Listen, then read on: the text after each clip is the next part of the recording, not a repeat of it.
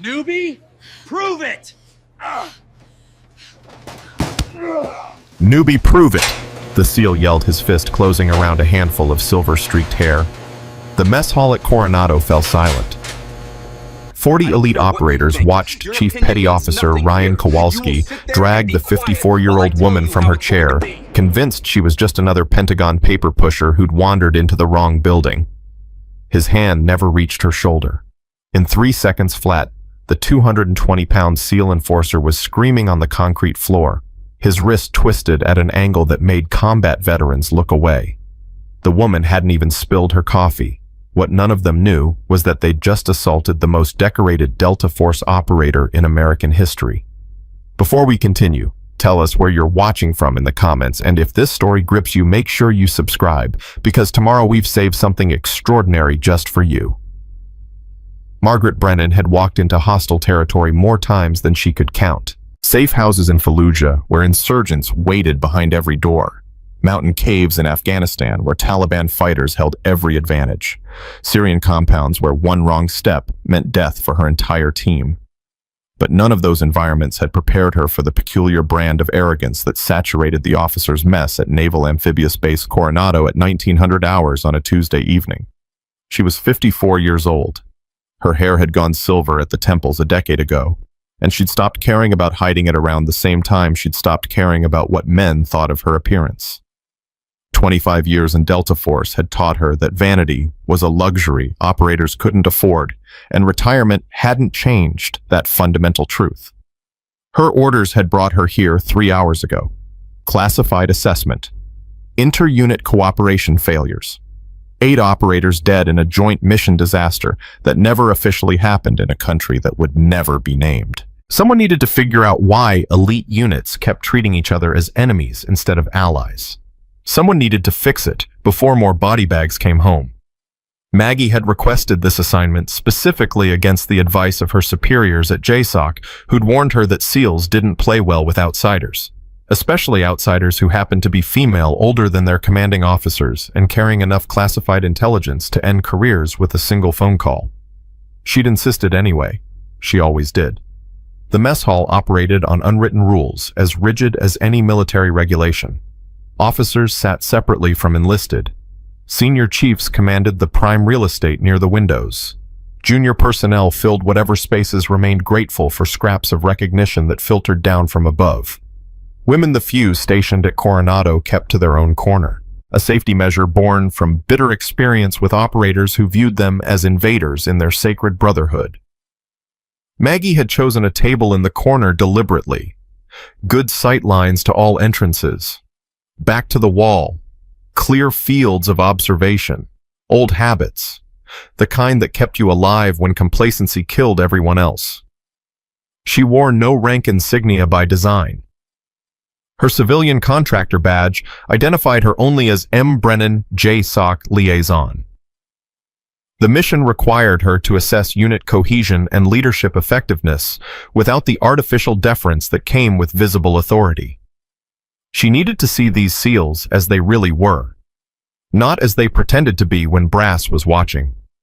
The early results were not encouraging. Lieutenant Commander Derek Stone held court at the center table like a king surveying his domain.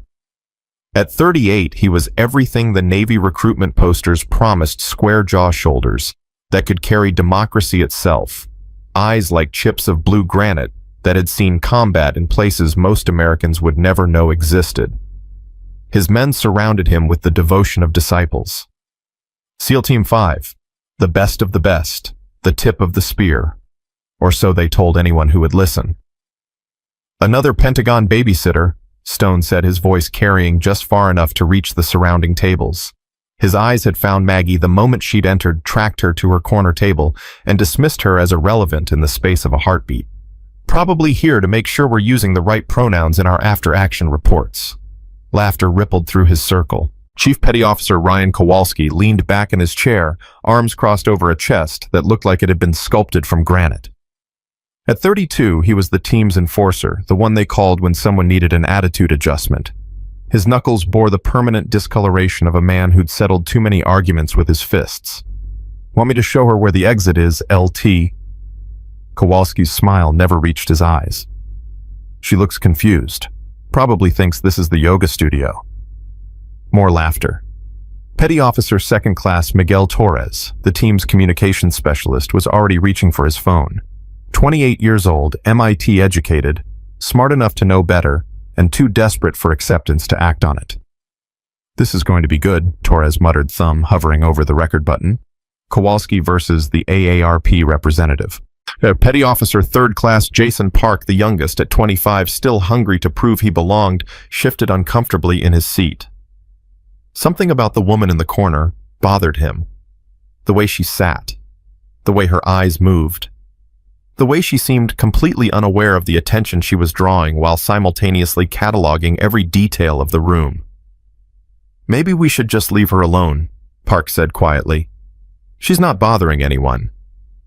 Kowalski's head swiveled toward him with the slow menace of a predator scenting weakness. What's the matter, Park? You worried about hurting Grandma's feelings?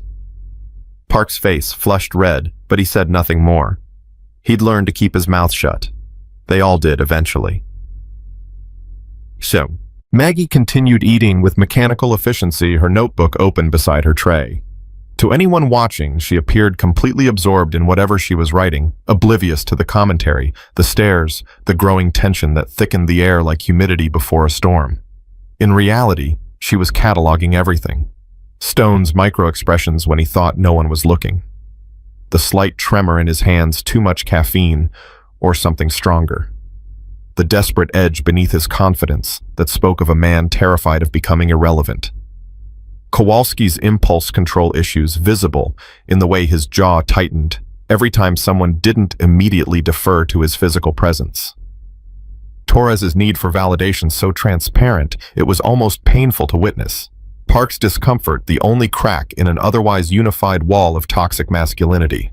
23 years of reading hostels in environments where misreading someone meant death had given Maggie abilities that these men couldn't imagine. She knew Kowalski would approach before he'd consciously decided to do it. She knew exactly what would happen when he did. She also knew it was necessary. Some lessons could only be taught through pain. Kowalski stood up from his table with the practiced casualness of a man who wanted everyone to notice how casual he was being. He grabbed his tray, though he'd barely touched his food, and began walking toward the disposal area. His path took him directly past Maggie's corner table. Not a coincidence. The serving line and trash receptacles were in the opposite direction. This was a probing action, a dominance display. The kind of territorial behavior that would have been familiar to any wildlife documentary narrator. Maggie didn't look up from her notebook, didn't acknowledge his presence, didn't give him the reaction he was clearly seeking. Kowalski paused beside her table close enough that his shadow fell across her notes. He stood there for a full 5 seconds, waiting for her to notice him, to acknowledge him, to show the deference that his size and position demanded.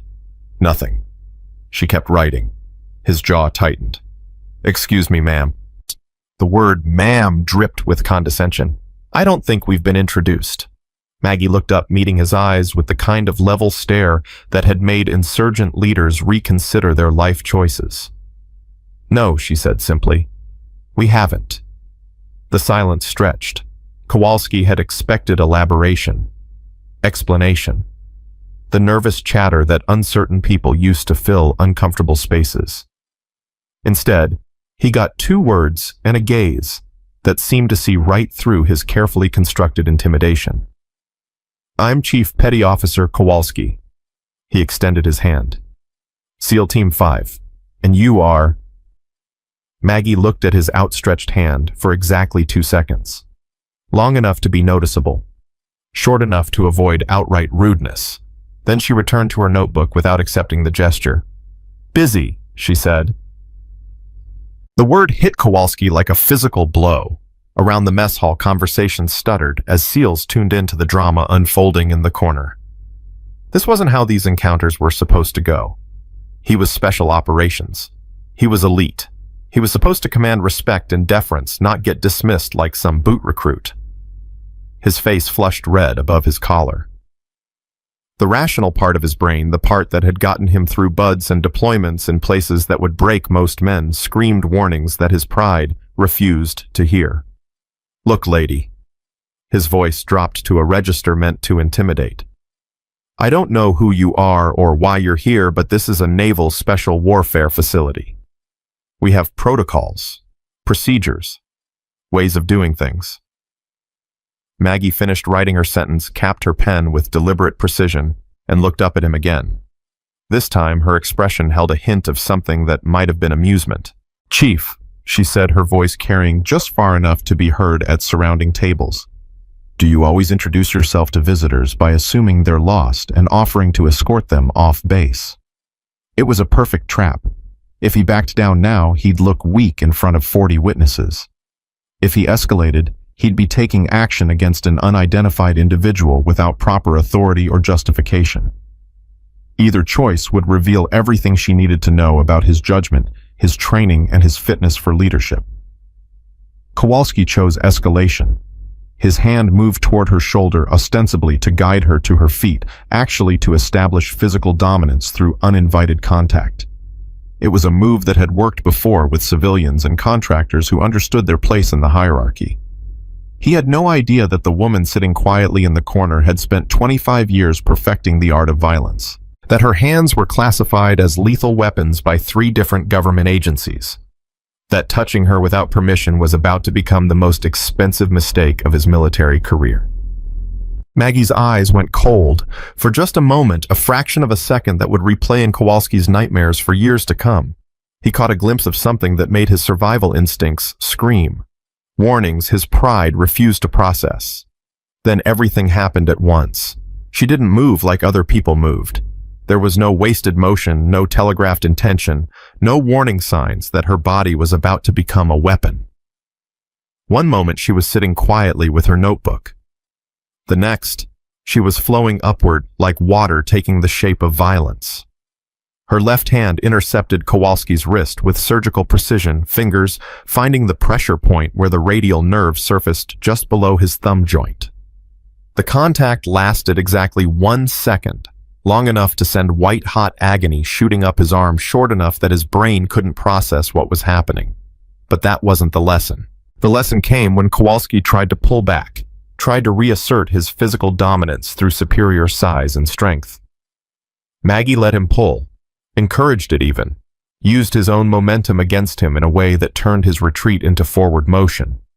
Her right hand appeared at his elbow, not grabbing, just guiding, redirecting his energy along vectors that his body understood but his brain couldn't comprehend. Physics took over. Kowalski's center of gravity shifted forward, his weight committed to a direction he hadn't chosen. Maggie stepped aside like a matador avoiding a bull. And suddenly the 220-pound SEAL enforcer was airborne, his trajectory carrying him past her table toward the concrete floor with all the grace of a falling refrigerator.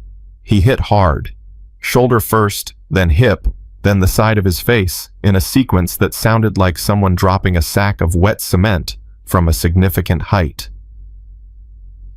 The silence that followed was absolute. 40 SEALs sat frozen in their chairs, forks halfway to their mouths. Conversations interrupted mid-syllable. Even the kitchen staff had stopped their clattering to stare through the serving window at the impossible sight. Ryan Kowalski, 6'2", 220 pounds of Navy SEAL muscle sprawled on the floor, while a silver-haired woman who couldn't weigh more than 140 pounds stood over him like she'd just swatted a particularly annoying fly. Kowalski rolled onto his back, blinking stars out of his vision. His right wrist hung at an angle that suggested something was very, very wrong. He tried to push himself up with his left hand, failed, tried again. His face was a mask of shock, humiliation, and dawning rage. "What the?" "Physics," Maggie said, her voice carrying clearly in the stunned silence. She hadn't even sat back down, just stood beside her table with the same relaxed posture she'd maintained throughout the entire encounter. Action-reaction. You provided the force. I just redirected it. She looked down at him with an expression that held neither anger nor satisfaction, just clinical assessment. Corpsman might want to look at that wrist. Radial nerve compression can cause temporary paralysis if left untreated. Nothing permanent. Probably. Torres's phone was recording everything. His hand was shaking so badly the footage would probably be unwatchable, but he couldn't bring himself to stop. Park had gone pale. His earlier discomfort transformed into something closer to horror as he realized they'd all just witnessed something that shouldn't have been possible. And at the center table, Lieutenant Commander Derek Stone was slowly rising from his chair, his face cycling through emotions like a slot machine that couldn't decide where to stop. Stone's boots hit the floor with deliberate weight as he approached the corner table. Around him, his SEALs straightened in their chairs, ready to back their commander's play, whatever that play might be. This was a crisis of authority. Their enforcer had been publicly humiliated by a woman old enough to be his mother. If Stone didn't restore the natural order immediately, everything they'd built, the hierarchy, the respect, the fear that kept everyone in line, would crumble. "Ma'am." Stone's voice was controlled professional, the tone of a man who'd learned to hide his emotions in environments where revealing them meant death. "I don't know who you are or what you think just happened here, but you just assaulted one of my men." Maggie met his gaze without flinching. "Your man put his hands on me without consent or authority. I responded with proportional force. Any JAG officer would classify that as justifiable self-defense." "That's not how this works." Stone moved closer, using his height advantage to loom over her. "This is my mess hall, my base, my team. You don't get to walk in here and—" "I don't get to what?" Maggie's voice didn't rise, but something in her tone made Stone stop mid-sentence. "Defend myself against unwanted physical contact. Expect basic professional courtesy from naval personnel. Assume that Special Operations Forces can distinguish between a civilian contractor and an actual threat."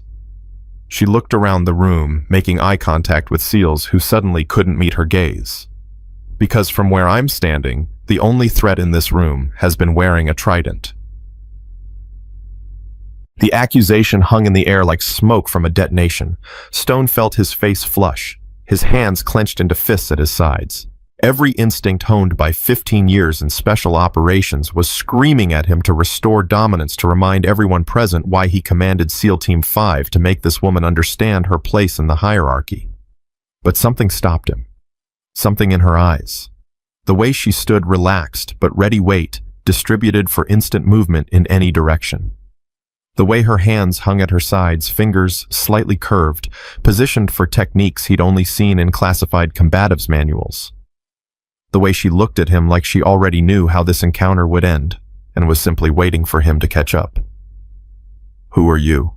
he asked, his voice quieter now, something besides anger threading through the words. "Really?" Maggie's smile didn't reach her eyes. "Someone who's been watching your unit for the past 47 minutes, Commander. Someone who's been documenting everything I've seen. Someone who came here to assess whether SEAL Team 5 is capable of the kind of inter-service cooperation that prevents good operators from coming home in boxes."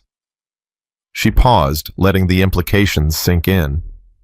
"And so far, I'm not impressed." Sometimes. The mess hall had transformed. What had been a temple of male confidence was now a room full of men who'd just realized they might be standing on a trapdoor. SEALs exchanged glances, trying to calculate how much trouble they were actually in. Torres's hand moved toward his pocket, suddenly desperate to delete the video he'd been so eager to capture moments ago. Park's expression had shifted from horror to something that looked almost like hope, vindication for the discomfort he'd felt watching his teammates target an unknown woman. Kowalski had managed to get himself into a sitting position, his injured wrist cradled against his chest, his face a mask of pain and humiliation that would take months to process. Stone stood perfectly still, his tactical mind finally engaging with what his pride had been too loud to let him hear. An assessment, documentation, inter-service cooperation. The phrases clicked into place like rounds being chambered. "Ma'am," he said carefully, "if you're conducting an official evaluation, there are protocols, notifications, chain of command considerations." "There are," Maggie agreed, "and they've all been followed. Your CO was briefed. Admiral Morrison approved the methodology. The fact that you weren't informed was deliberate. She tilted her head slightly, studying him like a specimen under a microscope. We needed to see how your team behaves when they think no one important is watching. The words landed like precision strikes. Every SEAL in the room understood exactly what they'd just revealed about themselves, their unit, and their fitness for the kind of joint operations that required trust between service branches. The assessment. Stone managed his voice rough. Is it over? Maggie was quiet for a moment. Long enough that hope began to wither in the chest of every man present. No, she finally said. It's just beginning. Tom. She reached into her jacket pocket and produced a slim leather wallet, opening it with the deliberate precision of someone who'd done this 1,000 times before. The identification card inside bore official SEAL's clearance levels and a photograph that left absolutely no doubt about her identity. Margaret Brennan, she said, GS-15 Joint Special Operations Command Inspector General, 25 years, Delta Force retired, currently attached to JSOC Strategic Assessment Division conducting classified evaluation of inter-unit cooperation protocols following the Objective Valiant disaster. The silence that followed was absolute. Objective Valiant. Every operator in the room knew that name, even if they'd never say it out loud. 8 men dead in a country that would never be named, killed not by enemy action, but by the kind of inter-service rivalry that turned allies into obstacles. Stone felt his stomach drop as the full implications crashed over him like a cold wave. She wasn't just some bureaucrat checking boxes. She was here because of the disaster, because SEALs and Delta and Rangers had been so busy protecting their turf that they'd gotten each other killed, because someone had to make sure it never happened again. And his team had just spent the last hour demonstrating exactly the kind of toxic culture that had led to those body bags. Commander Stone, Maggie's voice cut through his spiraling thoughts. Your team has approximately 12 hours to demonstrate whether the behavior I've witnessed tonight is an aberration or a symptom of deeper institutional failures. She gathered her notebook and pen, tucking them into her jacket with the efficiency of someone who'd completed thousands of similar operations. Tomorrow morning, 0500, Training Area Delta, you'll have the opportunity to prove that SEAL Team 5 is capable of adaptation cooperation and professional conduct that matches your supposed elite status. She looked around the room one final time, her gaze lingering on each face long enough to make clear that she'd remember every one of them. I suggest you use the intervening hours wisely. Study your protocols, review your procedures, think very carefully about the assumptions that brought you to this moment. She paused at the edge of the center table, looking down at Stone with an expression that held neither mercy nor malice, just the cold assessment of someone who'd seen too many good operators die because their brothers in arms couldn't check their egos. Because tomorrow's exercise will be observed by Admiral Morrison JSOC leadership and representatives from every service branch affected by the Valiant disaster. Your performance will determine not just your individual futures, but whether this team continues to exist. She walked toward the exit, her footsteps the only sound in a room that had gone completely silent. At the doorway, she paused without turning around. And gentlemen, the woman you just tried to intimidate has more confirmed kills than your entire team combined. I stopped counting at 47. She disappeared through the door, leaving 40 SEALs to contemplate the wreckage of their evening and wonder if they had any future left to salvage. The mess hall remained frozen for a full 30 seconds after Maggie's departure. Then everyone started talking at once. Did she just... Delta Force, are you kidding me? We're dead. We are so dead.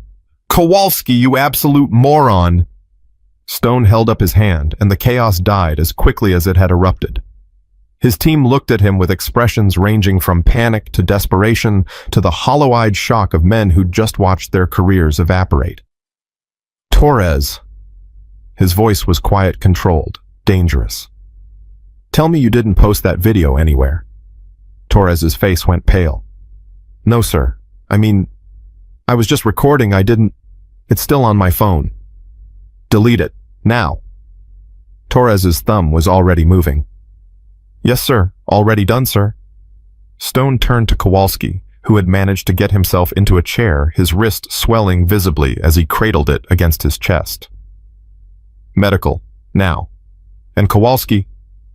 "Sir, when they ask you how it happened, you slipped on a wet floor." "Understood." Kowalski's jaw tightened, but he nodded. "Understood, sir." It was a futile gesture, Stone knew. Whatever documentation Brennan had compiled over the past 47 minutes would tell the real story. But maintaining some semblance of control, even the illusion of it, was all he had left. Park cleared his throat, drawing Stone's attention. "Sir," I tried to say something, before Kowalski approached her. "I said we should leave her alone." Stone studied the young SEAL for a long moment. Park was 25, still green, still learning the unwritten rules that govern special operations culture. But tonight, he'd been the only one whose instincts had been right. "I heard you," Stone said quietly, "and I should have listened." It was as close to an admission of fault as anyone had ever heard from Derek Stone. Around the table, SEALs exchanged glances of surprise that their commander, their unshakable, infallible commander, had just acknowledged making a mistake. "What do we do now, sir?" Torres asked. "Tomorrow's exercise. If JSOC and Admiral Morrison are going to be watching, we prepare." Stone's voice hardened with resolve. "We pull every manual on inter-service cooperation protocols. We review every after-action report from joint operations. We figure out what she wants to see and we give it to her. And if that's not enough..." The question came from Kowalski, who was being helped to his feet by two teammates. His face was gray with pain and something deeper, the first cracks appearing in an ego that had never been seriously challenged. Stone was quiet for a moment. "Then we learn," he finally said. "Whatever she's here to teach us, we learn it. Because the alternative is watching everything we've built get dismantled by someone who's better at this than we are." He looked around the room at the men who'd followed him into firefights and extraction zones and places that didn't exist on any map. "We're SEALs. We adapt. We overcome. And tomorrow we prove that what happened here tonight was a mistake, not a definition of who we are." But as his team dispersed to begin their desperate preparations, Stone couldn't shake the image of Maggie Brennan's eyes when she'd looked at him. The complete absence of doubt. The quiet certainty of someone who'd already calculated every possible outcome and found them all acceptable. She wasn't worried about tomorrow's exercise, because she already knew how it would end. And somewhere deep in his gut, Derek Stone was beginning to suspect that he knew too. The night stretched ahead of them, dark and full of terrible possibilities. Somewhere on the base, a 54-year-old woman with silver-streaked hair was probably sleeping peacefully, unbothered by the chaos she'd left in her wake. Tomorrow, the real lesson would begin. And every SEAL who'd been in that mess hall was about to discover that confidence without competence was just elaborate preparation for failure. Stone didn't sleep that night. He sat in his quarters with his laptop open, fingers flying across the keyboard as he searched for any information he could find about Margaret Brennan. The name brought up almost nothing: a few citations and redacted after-action reports, a brief mention in a Joint Chiefs of Staff briefing from 2019, and exactly one photograph that looked like it had been taken in the early 2000s. The woman in that photograph was younger, her hair still dark, but those eyes were unmistakable. The same eyes that had looked at him in the mess hall like he was already dead and just hadn't realized it yet. His phone buzzed. A text from Senior Chief Morrison at Naval Special Warfare Command. "Stone, what the hell did your team do? Admiral's office called. They want a full report on the Brennan incident by 0400. You better have a good explanation." Stone stared at the message for a full minute before typing his response. "Working on it. Situation is complicated." The reply came instantly. "Complicated doesn't cover careers ending. Fix this." Stone set the phone down and rubbed his eyes with the heels of his hands. In 15 years of special operations, he'd never felt this kind of dread, the slow creeping certainty that he'd made a mistake so catastrophic that no amount of damage control could contain it. A knock at his door pulled him from his spiral. "Enter." Torres stepped inside, his face drawn and pale in the harsh fluorescent light. He was carrying a tablet computer and his hands were trembling slightly. Sir, I found something about Brennan. Stone gestured for him to continue. Torres moved to the desk and set the tablet down, pulling up a document that looked like it had been assembled from fragments of classified briefings and unofficial channels. I called in some favors, Torres said. A buddy from intelligence school who works at JSOC now. He couldn't tell me much, but he sent me this. Stone leaned forward, scanning the document. What he read made his blood run cold. The Gray Lady, Torres said quietly. That's what they called her in the sandbox. Nobody knew her real name, but everyone knew the stories. A female operator who worked with Delta did things that officially never happened in places that officially didn't exist. Stone kept reading, his jaw tightening with each line. 17 confirmed solo operations behind enemy lines. Extraction of high-value assets from locations that conventional forces couldn't reach. A kill count that was classified at levels so high that even the numbers were redacted. And one mission that stood out from all the others. Operation Crimson Dawn, 2018. Tehran. She went into Iran, Stone breathed. Alone. That's what my contact said. Torres's voice was barely above a whisper. Nobody knows exactly what she did there, but 6 months later, 3 senior members of the Revolutionary Guard were dead, and Iran's nuclear program was set back by 5 years. Stone sat back in his chair, the full weight of what they'd done finally settling on his shoulders. They hadn't just disrespected some Pentagon bureaucrat, they'd assaulted a legend. Does the rest of the team know? Torres shook his head. I came to you first, sir. I thought you should be the one to tell them.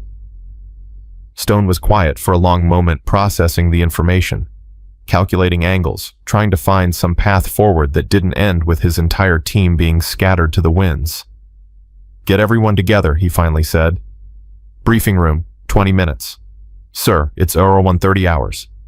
I don't care if it's Christmas morning, Torres, get them there.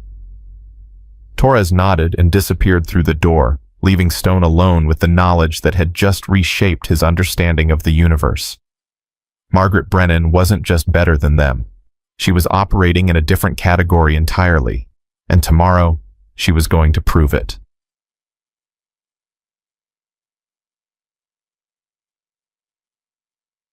The briefing room was packed by 0200 hours. 40 SEALs sat in various states of exhaustion and anxiety, some still in PT gear, others looking like they'd been pulled from their racks mid-dream.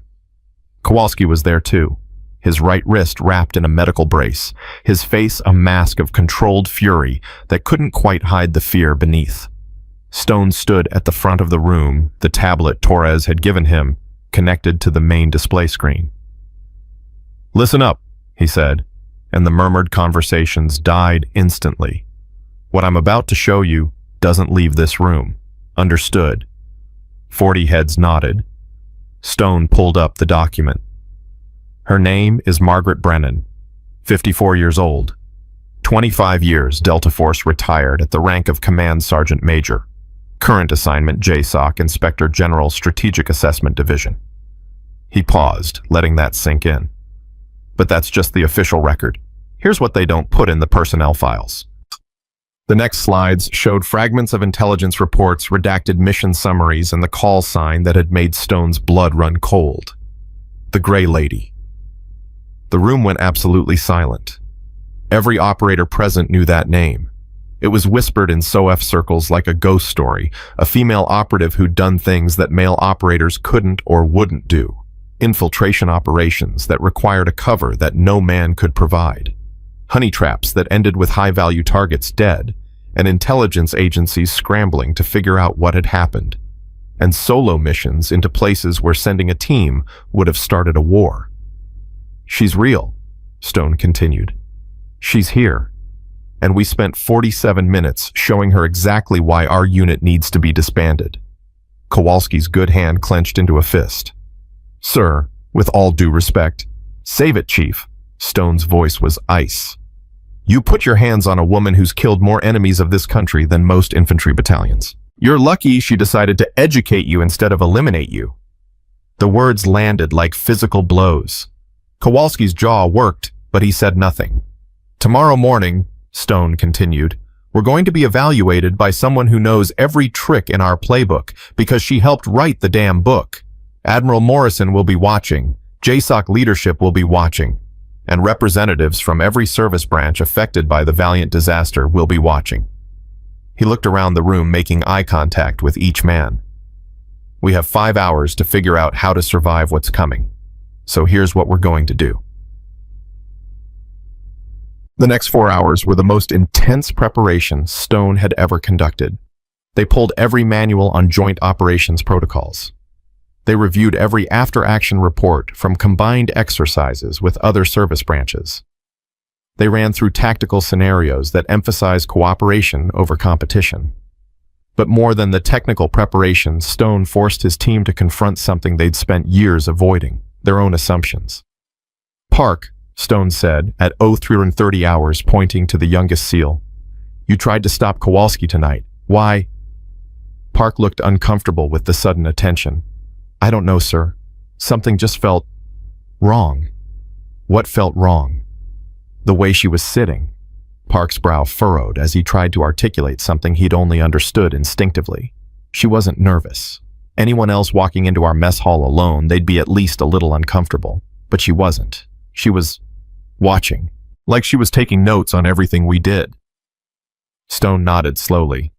Good. That's exactly what she was doing. And we were too busy assuming she was nobody to notice that she was cataloging our weaknesses. He turned to address the whole room. This is what we do tomorrow. We stop assuming. We start observing. We treat every unknown like a potential threat until we have verified intelligence that says otherwise. Sir, Torres said hesitantly, what if that's not enough? What if she's already decided to end us? Stone was quiet for a moment. Then we give her a reason to change her mind. We show her that we can learn from this, that what happened tonight was a wake-up call, not a death sentence. He checked his watch. 04:15 hours. 45 minutes until they needed to be in formation. Final review of tactical assignments, then gear up. Whatever happens out there, we face it together. The team dispersed to complete their preparations, leaving Stone alone with his thoughts. He'd spent 15 years building SEAL Team 5 into what he believed was the finest special operations unit in the Navy. Tonight, a 54-year-old woman with silver hair had shown him just how wrong he'd been. Tomorrow, she'd show him everything else. The pre-dawn darkness carried a different quality as Stone led his team to the parade ground. The cold was sharper, the silence more complete, the weight of what was coming pressing down on every operator like physical mass. 40 SEALs stood in perfect formation, their breath visible in the morning chill, their futures hanging on whatever Commander Margaret Brennan had planned for them. At precisely 0500 hours, 3 vehicles approached. Stone recognized the first 2 standard military sedans carrying base command staff. Colonel Harrison and Major Vance emerged, their expressions grim with the look of officers who'd been briefed on exactly how badly his team had embarrassed the naval special warfare community. The third vehicle was different, a modified Humvee that looked like it had seen actual combat, not parade ground display. The kind of vehicle that units used in environments where looking pretty was less important than staying alive. The door opened and Margaret Brennan stepped out. She was wearing full combat gear, not the ceremonial kind that officers wore for inspections, but functional equipment that showed the wear patterns of actual use. Her movements were economical, professional, and absolutely terrifying. This wasn't the woman who'd been trying to eat dinner in peace.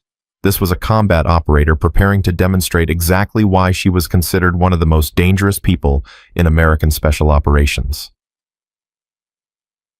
Behind the sedans, a 4th vehicle arrived that Stone hadn't been expecting, a black SUV with government plates and the kind of tinted windows that screamed classified. The door opened, and a man in his 60s emerged, tall, silver-haired, wearing a uniform that bore enough stars to make everyone present snap to even straighter attention. Admiral James Morrison, Commander Naval Special Warfare Command. Stone's heart sank. If Morrison had come personally, this wasn't just an assessment. This was an execution. Admiral on deck, Stone called out, and his team responded with the precision of men who understood their careers were measured in hours rather than years. Morrison approached without returning salutes, his attention focused entirely on Brennan. "Maggie," he said. "Been a long time." "James." Brennan's response was casual, familiar in a way that suggested history between them. "You didn't have to come yourself." "Yes, I did."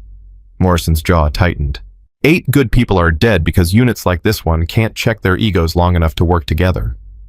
I need to see for myself whether these men are salvageable. He turned to look at Stone's formation, his eyes hard as granite. "Commander Stone, I've read the preliminary report from last night. Do you have anything to say?" Stone stepped forward, his voice steady despite the terror clawing at his chest. "Admiral, my team's behavior last night was inexcusable. We made assumptions based on appearance rather than verification. We failed to follow basic security protocols. And we created an environment that no professional should have to experience." He paused, gathering himself. "We have no excuses, sir. Only a request for the opportunity to demonstrate that we can learn from this failure." Morrison studied him for a long moment, his expression unreadable. "That's exactly what Commander Brennan is here to determine." He stepped back, gesturing for Brennan to proceed. "The assessment is yours, Maggie. Show me what they're made of." Brennan moved to stand in front of the formation, her presence commanding attention without demanding it. "Gentlemen," she said, her voice carrying clearly in the morning air, "last night you showed me who you are when you think no one important is watching. Today you get to show me who you can become when you understand exactly what's at stake." She began pacing slowly along the front rank, her eyes evaluating each operator with the clinical assessment of someone who'd spent decades separating wheat from chaff. "The exercise is simple. I represent a high-value target that has been located in hostile territory. Your mission is to capture or neutralize me within 2 hours, using appropriate tactics and procedures." She stopped in front of Kowalski, who refused to meet her gaze. "You will have access to all standard equipment and support. I will be armed with simulation rounds and defensive equipment only." Her smile was cold. "The disadvantage is mine. Numerically." She resumed pacing. "The exercise area encompasses training area delta, approximately 4 square kilometers of varied terrain. You have 15 minutes to plan your operation. I will give you a 5-minute head start before beginning evasion." Stone raised his hand. "Ma'am, rules of engagement. Standard training protocols. Simulation rounds, physical contact as necessary for capture. Nothing that will cause permanent damage." She paused, and something flickered in her eyes. "I will extend you the same courtesy." "Probably." The word probably hung in the air like a threat. "Final question," Torres called out. "Ma'am, what happens if we fail?" Brennan's expression didn't change. "The evaluation report I submit to JSOC will recommend immediate disbandment of SEAL Team 5 with personnel redistributed to other commands. Your commanding officer will face disciplinary review for failure to maintain unit standards. And the record of your performance will become a case study in what happens when elite units forget that excellence requires humility." She checked her watch with military precision. 15 minutes, gentlemen. Use them wisely." Stone's mind raced as he gathered his team leaders around the tactical planning table. 4 square kilometers, 2 hours, one target who'd spent 25 years learning how to disappear. The odds were impossible, but impossible was what SEALs trained for. "Overlapping search grids," Stone said, marking positions on the terrain map. 3-man teams, constant communication, mutually supporting movements. Nobody operates alone. Nobody breaks radio protocol. Kowalski leaned over the map with his good hand. "Sir, she's one person. Even with her training, the numbers favor us." "The numbers didn't help you last night, Chief." Kowalski's jaw tightened, but he didn't argue. "Torres, I want comms established with all teams within 5 minutes of execution. Park, you're running Overwatch from the eastern ridge. Jackson, your team takes the central sector." He assigned positions rapidly, his tactical mind working through scenarios, even as part of him whispered that none of it would matter. She wasn't going to play by their rules. She was going to rewrite them. "Final check," Stone said. "What are we not assuming?" Park spoke up first. We're not assuming she's in the obvious hiding spots. Good. What else? We're not assuming our communications are secure, Torres added. If she's got Delta resources, she might be able to intercept or jam our frequencies. Better, keep going. We're not assuming she's trying to hide, Kowalski said slowly, his voice carrying a grudging respect that hadn't been there before. She might come to us, pick us off one by one. Stone nodded. That's exactly what she'll do, because that's what any special operator would do against a numerically superior force. She'll use our size against us, fragment our coordination, and eliminate us piece by piece. He looked around at his team leaders. So we give her what she doesn't expect. Discipline, patience, actual coordination instead of the testosterone contest she saw last night. The 15 minutes expired. Across the parade ground, Brennan had finished her own preparations. She stood alone at the edge of the training area, waiting. Stone raised his hand to signal his team's readiness. Execute. The first 30 minutes were a nightmare of shadows and paranoia. Stone's team swept through training area Delta with textbook precision, covering angles, maintaining communication, following every protocol they'd drilled for years. They found nothing.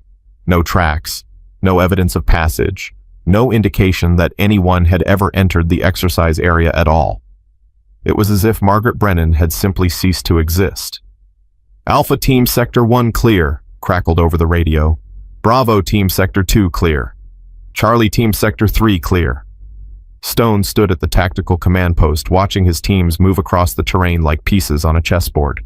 A chessboard where his opponent had removed herself from the board entirely. She's not evading, he muttered. She's observing. Torres looked up from the communications console. Sir, she's watching us, learning our patterns, figuring out our weak points. Stone's gut twisted with the certainty of someone who'd suddenly realized he was prey instead of predator. When she moves, it'll be surgical. As if in answer, the radio crackled with a transmission that made every operator in the command post freeze. It was Brennan's voice. Commander Stone, your tactical deployment is textbook perfect. Unfortunately, I helped write the textbook. The transmission cut out. Then from 3 different positions, simultaneously, smoke grenades detonated, and the screaming began. Stone heard the chaos unfolding over the radio like a symphony of disaster. Contact, contact, she's in Sector 2. Charlie Team man down, repeat man down. I can't see, where is she? Where is she? He watched his tactical display as operator icons began changing from green to red, one every 30 seconds, like a heartbeat of elimination. She wasn't just evading them. She was hunting them. All teams fall back to rally point Alpha. Stone ordered, fighting to keep his voice steady. Defensive positions. Nobody moves alone. The responses that came back were fragmented, panicked. Sir, she's everywhere. I don't know how. Jensen is down. Martinez is down. She took them both before we even... How is she doing this? She's one person. Stone's hands clenched into fists as he watched his carefully planned operation disintegrate in real time. 23 operators eliminated in 47 minutes, 17 remained. And somewhere in the chaos and smoke, a 54-year-old woman was completing their education, one elimination at a time. From her position in an abandoned water tower, Brennan observed the remaining SEALs attempting to regroup. They were good. Better than she'd expected, actually. Their tactical discipline was solid. Their communication protocols were professional. Their individual skills were exactly what the Navy claimed they were. But skills weren't enough. Not against someone who'd spent 25 years learning that conventional thinking was just elaborate preparation for unconventional failure. She checked her watch. 43 minutes remaining. Time enough to finish the lesson.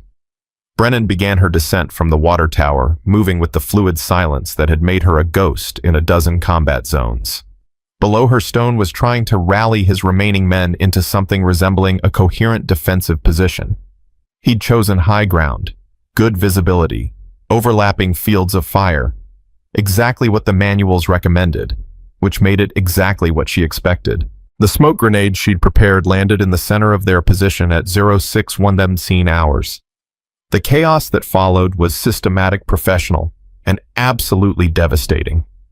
One by one, the remaining SEALs discovered that their defensive position was actually a cage, and the predator was already inside. Stone was the last one standing. He'd watched his team get dismantled with a precision that bordered on artistic. Brennan had moved through their position like smoke through fingers appearing and disappearing in ways that defied everything he understood about tactical movement. His weapon was raised, but there was nothing to aim at, just shadows and the sound of his own breathing. "Commander Stone?" Her voice came from behind him. Close enough that he should have heard her approach, close enough that he should have sensed her presence. He hadn't. "It's over," Brennan continued. "Lower your weapon." Stone's hands were steady as he complied, setting his rifle on the ground with the careful movements of someone who'd accepted defeat. He turned to face her. She stood 3 meters away, not even breathing hard. Her equipment showed no signs of the systematic elimination she'd just conducted. No scratches, no wear, no indication that she'd spent the better part of an hour hunting 40 SEALs through 4 kilometers of terrain. "How?" The word came out as a whisper. Brennan's expression softened slightly.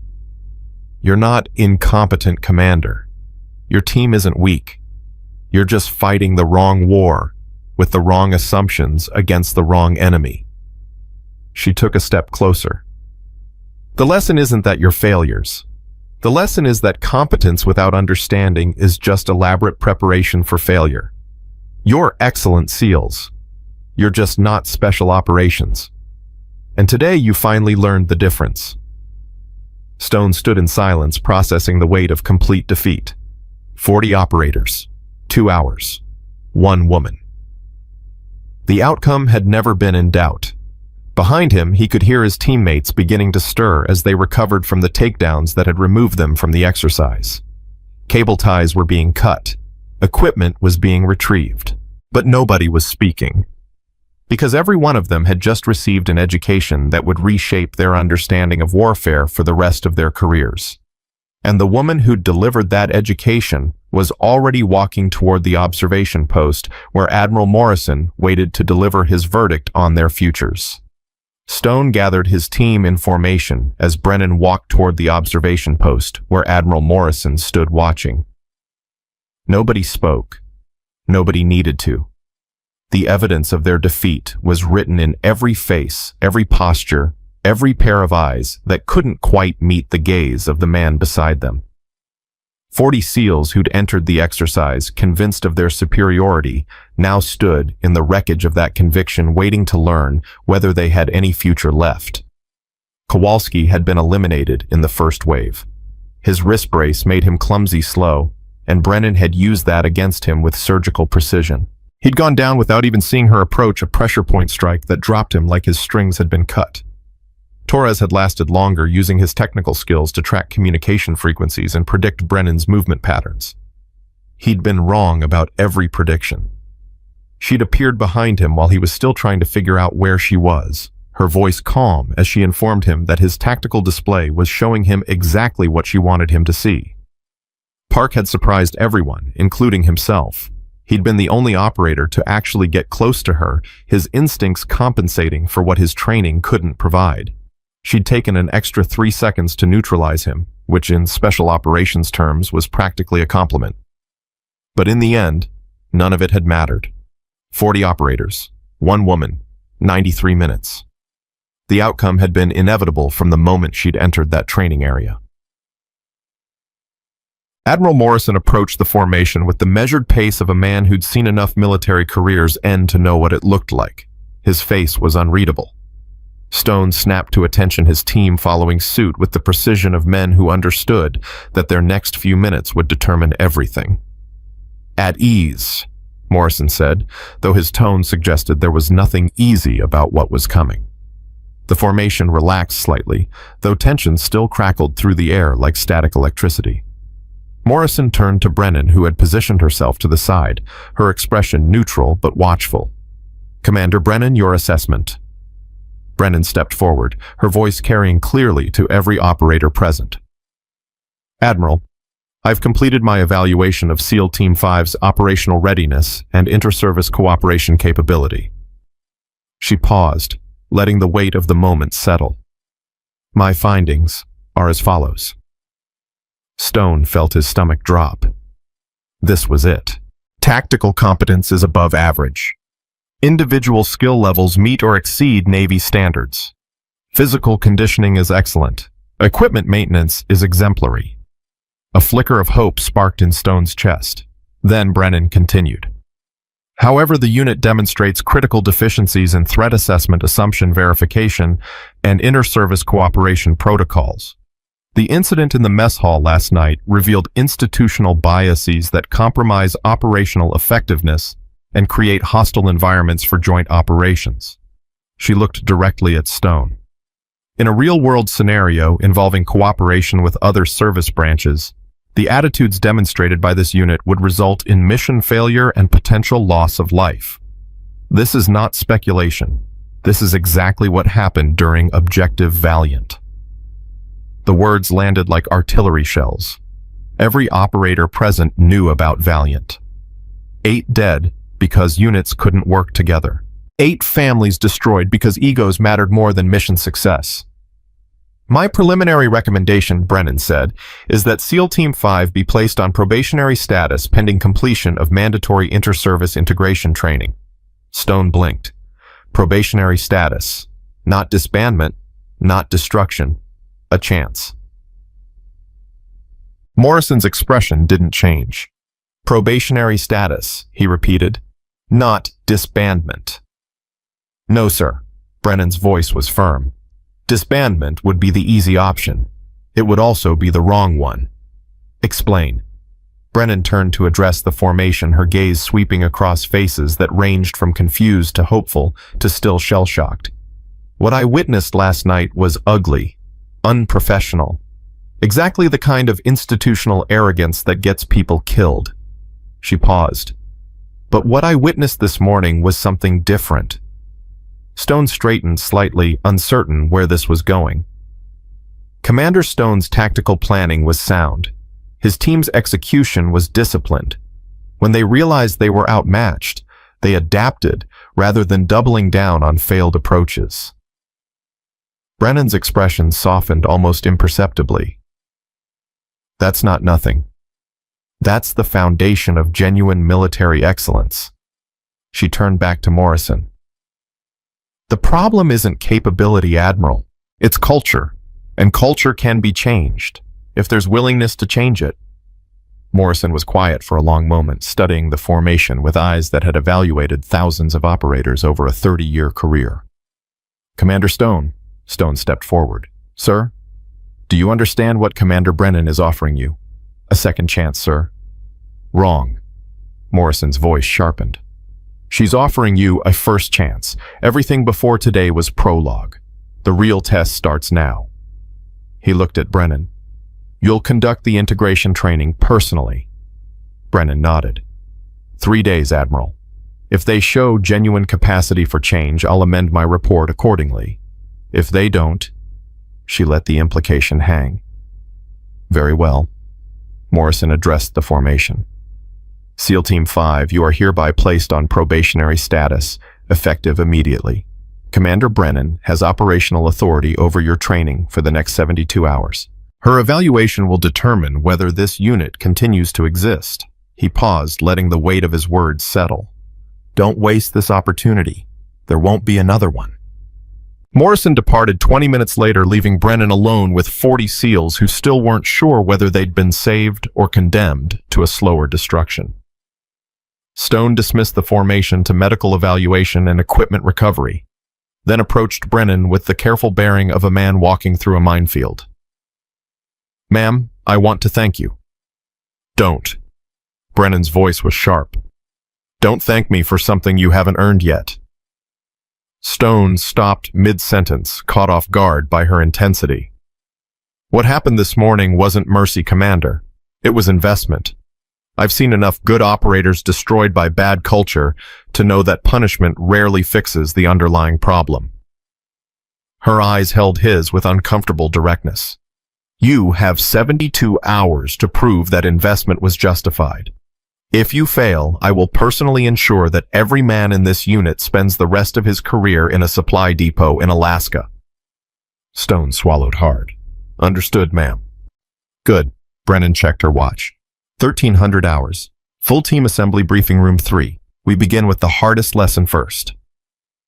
"Which lesson is that, ma'am?" Brennan's smile was cold. "Accountability." The briefing room fell silent as Brennan entered at precisely 1300 hours. 40 SEALs sat in rows, their expressions ranging from wary to hostile to genuinely curious. The medical evaluations had revealed no serious injuries from the morning's exercise. Bruised egos didn't show up on x-rays, and the physical pain of elimination had faded into the deeper ache of professional humiliation. Brennan moved to the front of the room and stood in silence for 30 seconds, letting the tension build. Then she spoke. "Last night, Chief Petty Officer Kowalski put his hands on me without consent or authority. What should have happened next?" The question hung in the air. Nobody answered. "I'm not asking what did happen. I'm asking what should have happened according to every regulation, protocol, and professional standard you've been trained to follow." Still nothing. Brennan pointed at Park, the youngest operator in the room. "Petty Officer Park, you tried to stop it. What should have happened?" Park looked like he wanted to disappear, but he answered. "Someone should have verified your identity and purpose on base, ma'am. Standard security protocol. And physical contact with unidentified personnel should never be initiated without clear threat assessment. So why didn't anyone do that?" The silence stretched. "Because we made assumptions," Stone said finally, "based on your appearance, your gender, your age." Brennan nodded slowly. "Assumptions. Let's talk about those." She moved to the center of the room, forcing operators to turn in their seats to follow her. "When I walked into your mess hall, what did you see?" "A woman," someone muttered. "More specifically." "An older woman." Torres's voice was barely above a whisper. "Civilian contractor badge. No visible rank. Nobody we needed to worry about." "Nobody you needed to worry about." Brennan repeated the words with clinical precision. "A stranger enters your facility, sits alone, observes your operations for 47 minutes, and nobody thinks to question why she's there or what she wants." She stopped directly in front of Kowalski. "Chief, when you approached me, what were you trying to accomplish?" Kowalski's jaw tightened, but he answered. "I was establishing dominance, ma'am, showing you that you didn't belong in our space." "Why didn't I belong?" The question forced Kowalski to confront something he'd never had to articulate before. Because you didn't fit what we expected, what we thought a threat looked like. And what does a threat look like? Kowalski was quiet for a long moment. "I don't know anymore, ma'am." Oh. Brennan let that admission settle before continuing. 6 months ago, a Marine patrol in Syria made similar assumptions about a woman they encountered at a checkpoint. She was small, appeared unarmed, didn't match their profile of a potential threat. The room went completely still. She was wearing a suicide vest. 3 Marines died. 5 more were critically wounded. Brennan's voice hardened. The investigation found that standard identification procedures had been ignored because the Marines made assumptions based on gender stereotypes. They saw a woman, and they stopped thinking. They stopped following protocols. They stopped treating an unknown as a potential threat.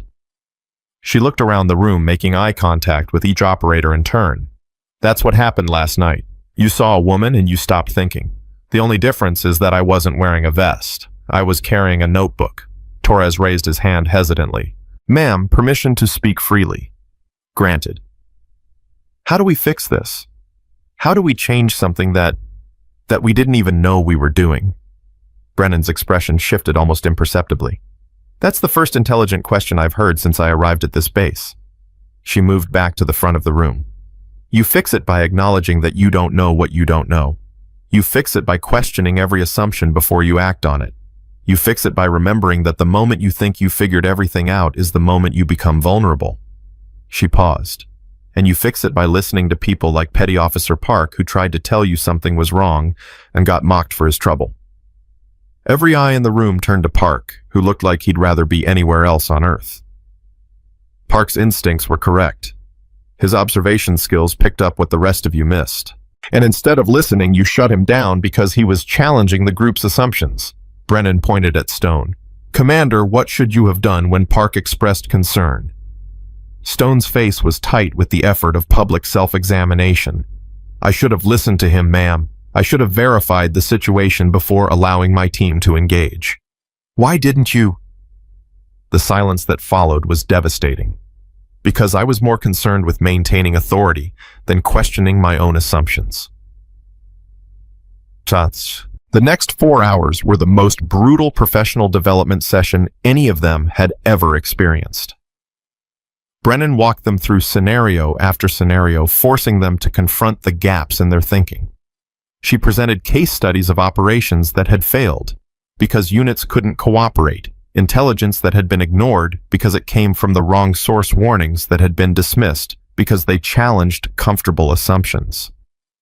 By 1700 hours, the room's atmosphere had shifted. The hostility that had characterized the morning was gone, replaced by something more complex, a mixture of exhaustion, humility, and the first stirrings of genuine respect for the woman who was systematically dismantling their worldview. Break for chow, Brennan announced. 1900 hours, we begin practical exercises. The team began filing out, but Stone lingered. Ma'am, may I speak with you privately? Brennan nodded, waiting until the room had cleared. What is it? Commander Stone struggled to find the right words. I've been in special operations for 15 years. I've completed 3 combat deployments. I've earned every qualification the Navy offers. He paused. And in the last 24 hours, I've learned that I don't know anything. Brennan's expression remained neutral.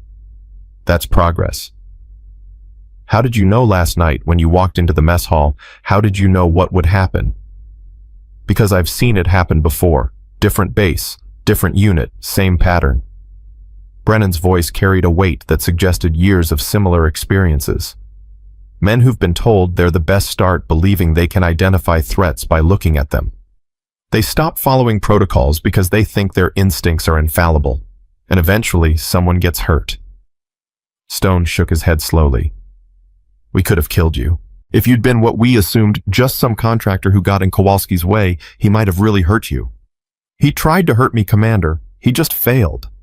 The words landed with uncomfortable precision. But that's not what keeps me up at night, Brennan continued.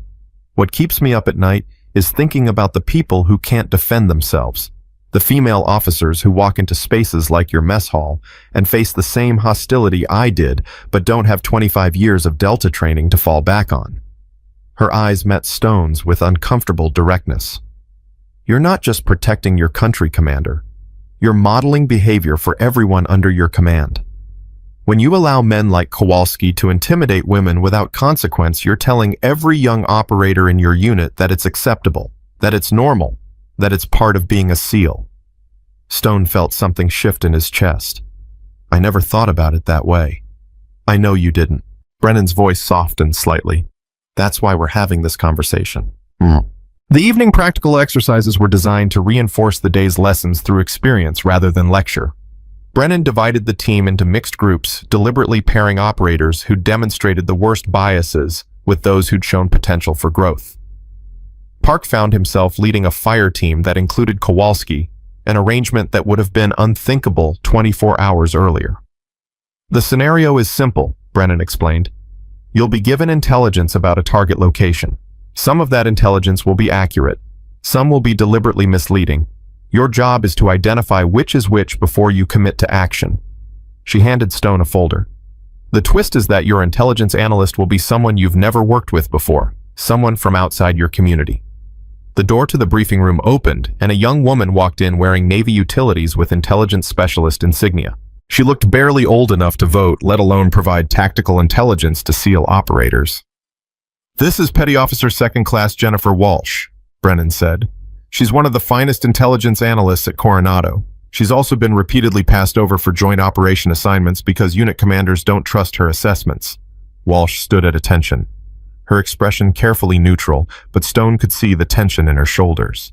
She'd walked into hostile territory before, maybe not combat zones, but mess halls and briefing rooms where her expertise was dismissed before she opened her mouth.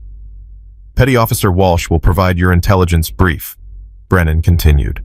Your job is to listen to what she tells you, evaluate it objectively, and make tactical decisions based on the information rather than the source. She looked around the room. Can you do that? The first 15 minutes were painful to watch. Operators who would have hung on every word from a male intelligence officer kept interrupting Walsh, second-guessing her assessments, demanding to know where her information came from. Brennan observed in silence, letting them fail. The mission simulation went badly. The team made entry on a location that Walsh had correctly identified as a trap, ignoring her warnings because they didn't trust her judgment. Exercise terminated, Brennan announced. All personnel captured or killed. Stone stood in the center of the simulated kill zone, surrounded by the red markers that indicated his team's elimination. What happened, Commander? We ignored the intelligence assessment, ma'am. Why?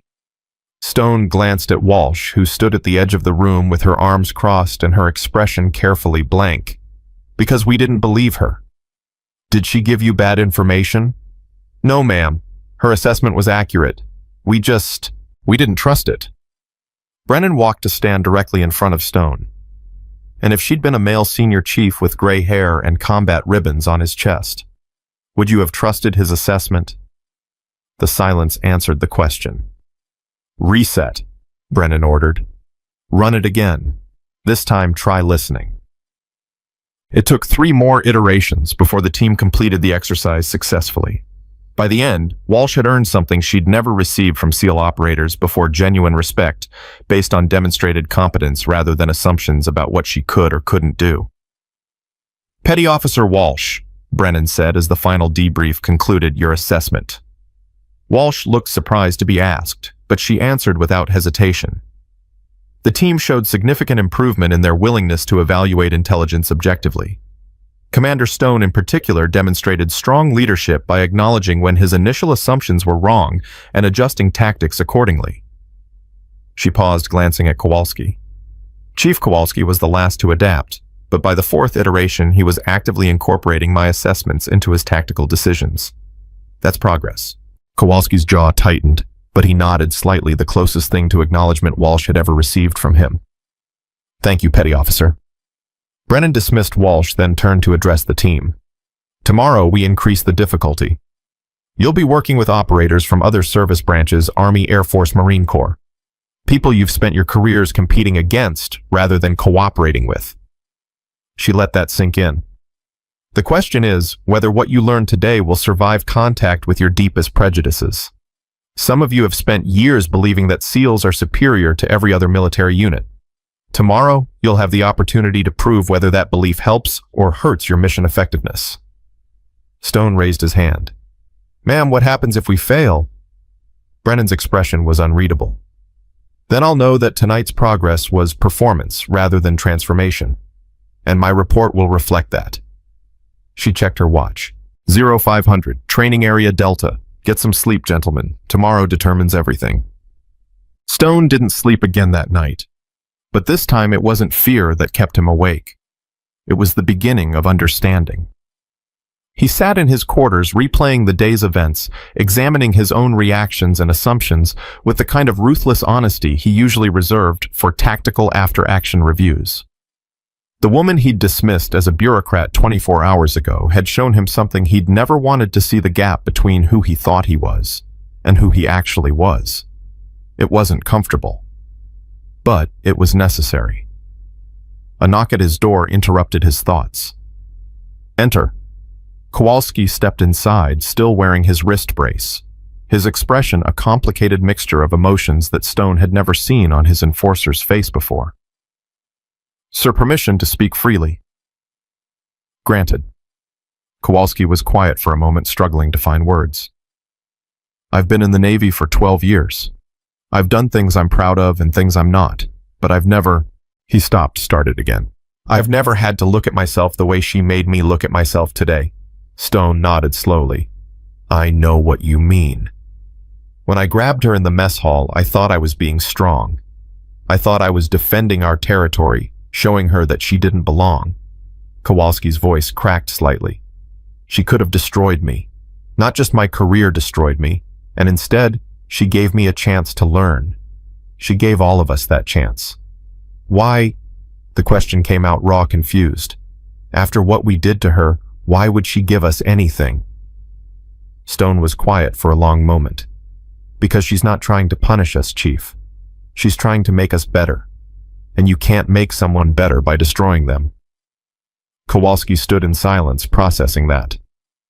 I'm going to apologize to her, sir. Properly. And I'm going to mean it. I think she'd appreciate that.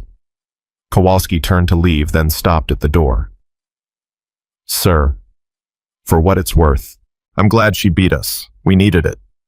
The door closed behind him, leaving Stone alone with the growing certainty that something fundamental was shifting in his team. Whether it would be enough remained to be seen.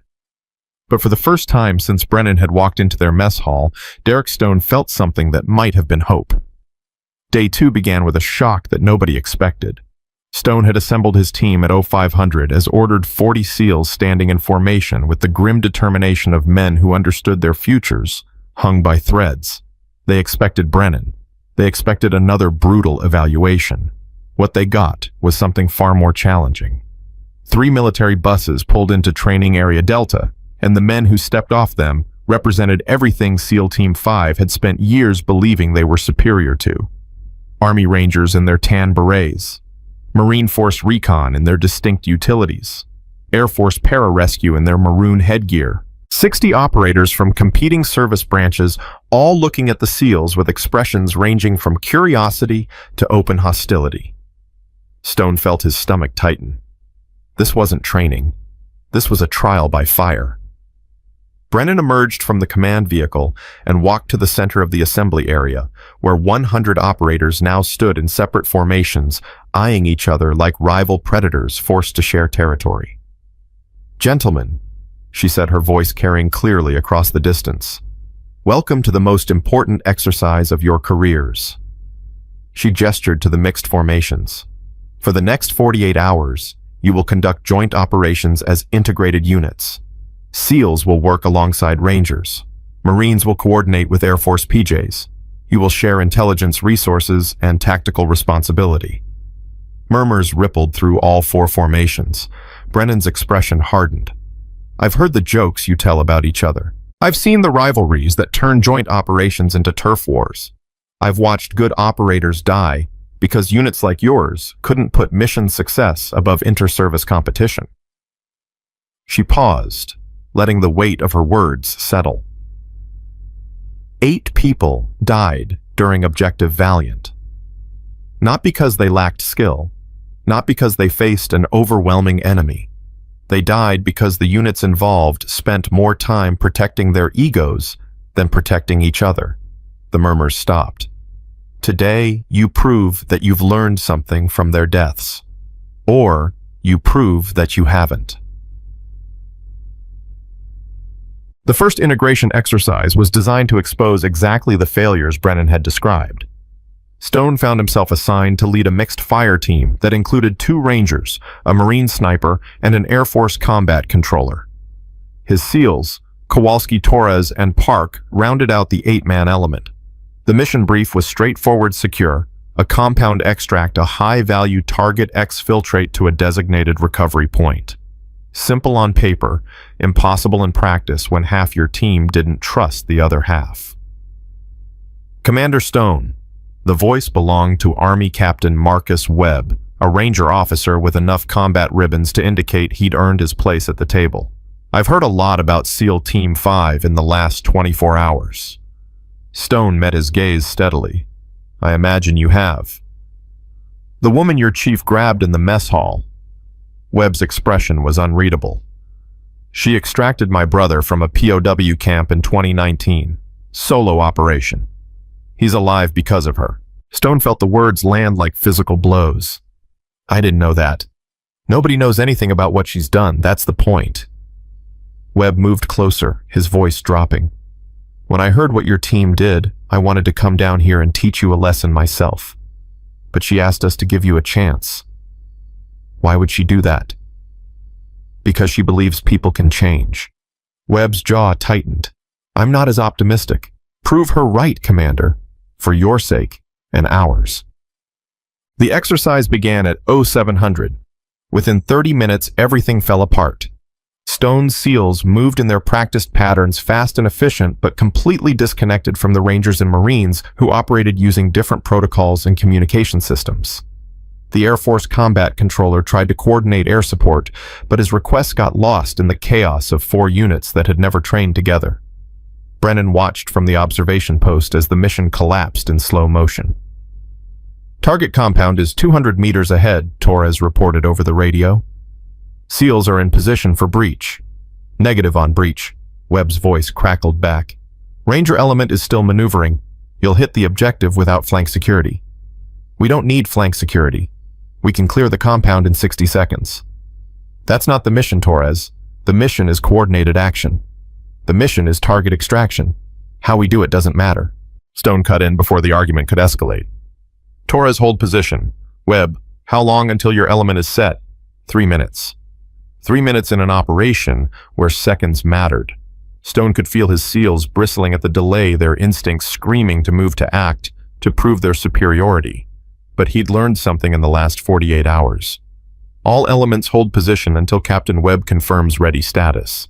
We move together, or we don't move at all. The silence that followed was thick with unspoken objection. But nobody challenged the order. The coordinated breach went smoothly once all elements were in position. SEALs cleared the primary structure while Rangers secured the perimeter. The Marine sniper provided overwatch that prevented an ambush the SEALs would have walked into if they'd moved alone. The Air Force combat controller called in simulated air support that neutralized a vehicle-mounted threat. It wasn't elegant, it wasn't fast, but it worked. Target secured, Stone reported. Preparing for exfil. Brennan's voice came over the command frequency. Well done. Now here's where it gets interesting. The scenario shifted without warning. What had been a simple extraction became a running firefight as simulated enemy reinforcements arrived from 3 directions. The compound that had been secure moments ago became a death trap. We need to move, Kowalski shouted. Now. Which direction? Webb demanded. My element has the eastern route covered, but we're taking fire from the north. Marine sniper, can you suppress the northern approach? Negative. I'm pinned down. Need someone to draw their fire. The situation was deteriorating by the second. Stone could feel the old instincts surging, take control, issue orders, let the SEALs do what SEALs did best. But that wasn't the lesson. Webb, I need your tactical assessment. You've got eyes on more of the battlefield than I do. The request surprised everyone, including Webb. There's a drainage ditch running southeast, Webb said after a moment. It's not on the maps, but my point man spotted it during approach. We can use it for covered exfil if your SEALs provide suppressive fire while we move. Can you take the package? Affirmative. Stone made the decision in a heartbeat. Rangers take the target. SEALs provide cover. Marines maintain overwatch. PJ coordinates extraction point. Execute. It went against every instinct he'd developed in 15 years of special operations. SEALs didn't hand off targets to Army. SEALs completed the mission themselves. But Stone was learning that mission success mattered more than who got the credit. The extraction succeeded. Not cleanly, not perfectly, but successfully. The high-value target reached the recovery point with all operators accounted for, and the after-action review revealed something that surprised everyone present. Best inter-service coordination I've seen in 3 years of evaluation exercises. The assessment came from Colonel Harrison, who had observed the operation from the command post alongside Brennan and Admiral Morrison. The initial approach was rocky, Harrison continued. But once Commander Stone made the decision to defer tactical control to Captain Webb's assessment, the operation transformed. That's not easy for any unit commander to do, especially in front of his own men. Morrison nodded slowly, his expression thoughtful. Commander Brennan, your evaluation. Brennan stepped forward, her gaze moving across the assembled operators from all 4 service branches. What I witnessed this morning was a unit in transition. The old patterns are still there, the competition, the ego, the instinct to prove superiority. But there's something else now, a willingness to question those patterns, A recognition that maybe, just maybe, the other guy might know something you don't. She stopped in front of Stone. "Commander, when you deferred to Captain Webb's tactical assessment, what were you thinking?" Stone considered the question carefully. "I was thinking that he had better situational awareness than I did, that his solution would work, that the mission mattered more than who got credit for completing it. And 6 months ago, before Valiant," Stone's jaw tightened. "6 months ago, I would have insisted on doing it the SEAL way, even if it got people killed." The admission hung in the air, raw and uncomfortable and absolutely necessary. "That's growth," Brennan said. "That's what transformation looks like. Not the absence of ego, but the ability to recognize when ego is getting in the way of the mission." She addressed the full assembly. "This afternoon's exercise will be harder.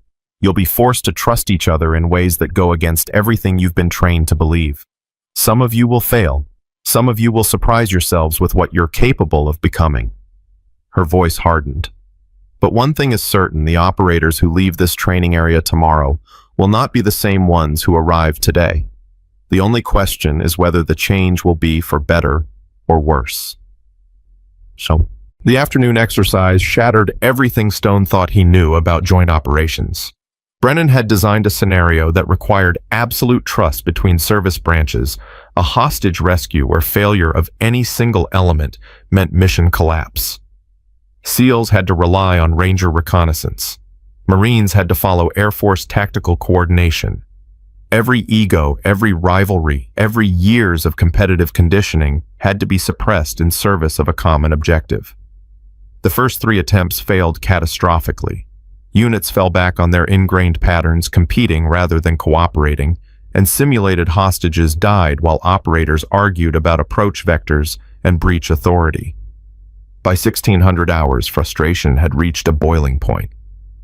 "This is impossible," Kowalski growled during a break. "We're supposed to trust people we've never worked with to do their jobs while we do ours. That's not how real operations work." "That's exactly how real operations work." The voice came from behind them. Brennan had approached without anyone noticing, which should have stopped surprising Stone by now, but somehow still did. "Chief Kowalski, do you know how Objective Valiant failed?" Kowalski's jaw tightened. "Units didn't coordinate effectively." "More specifically." "I don't know the details, ma'am." Brennan's expression was unreadable. "A SEAL element identified the target location. Proper protocol required them to share that intelligence with the Ranger unit, providing perimeter security. Instead, the SEAL team leader decided to move on the objective alone, convinced that sharing the credit would diminish the achievement." She paused. "The Rangers had information about a secondary threat that the SEALs didn't know about. An ambush position that their reconnaissance had identified hours earlier. If the SEAL team leader had coordinated, he would have known."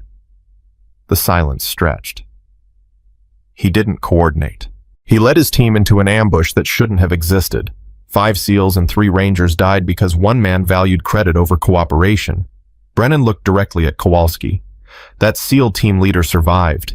He has to live with the knowledge that his ego killed 8 people.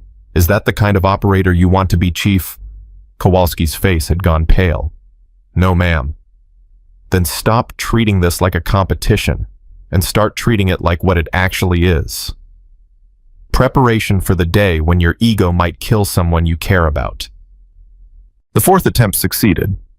Not because the operators had become better friends or suddenly trusted each other completely, but because they'd finally understood what Brennan had been trying to teach them. Trust wasn't a feeling. Trust was a decision. A decision to believe that the person beside you, regardless of their uniform, their branch, their history, was committed to the same objective you were. A decision to subordinate ego to mission. A decision to recognize that you couldn't do everything alone. Stone watched his SEALs work alongside Rangers and Marines with a cooperation that would have seemed impossible 48 hours earlier. Kowalski deferred to a Ranger team leader's assessment without argument. Torres shared intelligence without trying to control how it was used. Park coordinated with an Air Force combat controller like they'd been training together for years. It wasn't perfect. It was progress. And sometimes, progress was enough. Now, That evening, Brennan gathered all 100 operators for a debrief that would become legendary in special operations circles. "What you accomplished today shouldn't have been possible," she said. 4 units that have spent years competing against each other, treating each other as rivals rather than allies, somehow managed to function as a single integrated force. She looked around the assembly, her gaze touching on faces that were tired, frustrated, but also showing something that hadn't been there that morning. Pride. Real pride, born from genuine accomplishment, rather than assumed superiority. Tomorrow is the final evaluation. Everything you've learned, everything you've experienced, will be tested in a scenario designed to break you. Some of you will fail. That's expected. What matters is how you fail. She paused. Do you fail as individuals protecting your egos at the expense of the mission? Or do you fail as a team going down together because you tried to lift each other up? Stone raised his hand. Ma'am, you keep talking about failure. Is success not an option? Brennan's smile was cold. Commander, the scenario I've designed has a 12% success rate across all previous iterations. The best units in the world have failed it. Navy SEALs, Delta Force, British SAS, Israeli Sayeret. She let that sink in. Success isn't the point. The point is showing me what you're made of when success isn't possible. That's when character reveals itself. That's when I'll know whether this training changed anything, or whether you'll revert to your old patterns the moment pressure is applied. The silence that followed was absolute. Rest well, gentlemen. Tomorrow we find out who you really are. Stone didn't try to sleep that night. Instead, he found himself walking the perimeter of Training Area Delta, processing everything that had happened in the past 72 hours. 3 days ago, he'd been the commander of what he believed was an elite special operations unit. Men who were the best at what they did, who answered to no one, who believed their training and capability made them superior to everyone around them. Now he understood how wrong he'd been. Not about his team's capability. They were still excellent operators, skilled and dedicated and willing to do whatever the mission required. But about what capability actually meant. It wasn't enough to be good at violence. It wasn't enough to complete missions successfully. Real excellence required something harder than physical skill or tactical knowledge. It required humility. The willingness to acknowledge that you didn't know everything, that other people might have something to teach you, that your assumptions about the world might be wrong. A figure approached from the darkness. Stone's hand moved toward his sidearm before his brain registered who it was. Brennan. Couldn't sleep either, she said, falling into step beside him. No, ma'am. They walked in silence for a while, the only sound their footsteps on the packed dirt. Commander, do you know why I do this work? The question surprised Stone. I assumed it was because someone had to. Someone does, but that's not why I do it. Brennan stopped walking, turning to face him in the darkness. I do it because I've seen what happens when units fail to work together. I've held dying operators in my arms and listened to them ask why nobody came to help them. Her voice cracked slightly. I've written letters to families explaining that their husband, their father, their son died because the people who were supposed to support him were too busy protecting their territory to do their jobs.